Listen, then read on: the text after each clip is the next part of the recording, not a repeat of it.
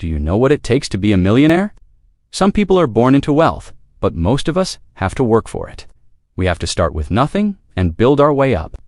But no matter how we get there, every millionaire has one thing in common: an incredible story. And today, I'm going to tell you mine. I grew up in the mountains of a small city. Life wasn't easy. I lived in a tiny village without electricity or running water. My house had dirt floors and a leaky roof. But I had a big heart and an even bigger dream. I wanted to help my family and give them a better life. So I did what I had to do. I carried bags on my back up and down the mountain. Day after day, I walked 10 miles carrying 30 kilos. It was hard, very hard, but I didn't complain. I knew it was all worth it for my family. One day as I was walking, I met a tourist and we talked about my country, my culture, my life.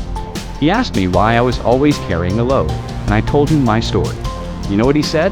He said, "You don't need to carry those bags. You should carry dreams." At that moment, I didn't understand. I thought he was crazy. But when I got home that night, I did something different. Instead of watching TV, I took out a book and started to read. I learned about business, about money, about life. For the first time, I realized that I didn't have to be a porter forever. I could do more with my life. I could carry dreams. The next day, I went to the bank to ask for a loan. They rejected me. I went to another bank, then another one. They all rejected me. I couldn't get a loan because I was just a porter. I had no education, no one to help me. But I wasn't giving up. I had a dream, and I was going to make it happen. So I started a small business.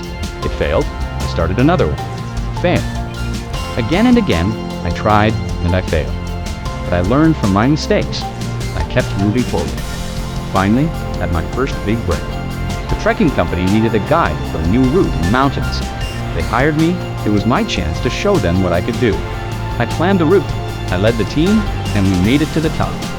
It was an incredible feeling. After that, I had more clients, more business. I opened a hostel and an ecotourism business. I invested my money in local businesses, and I started to make a real difference in my community.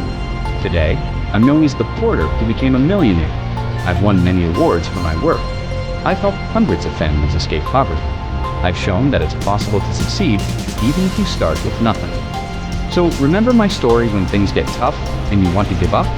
No matter where you start, it's where you decide to go that finds you. Thank you.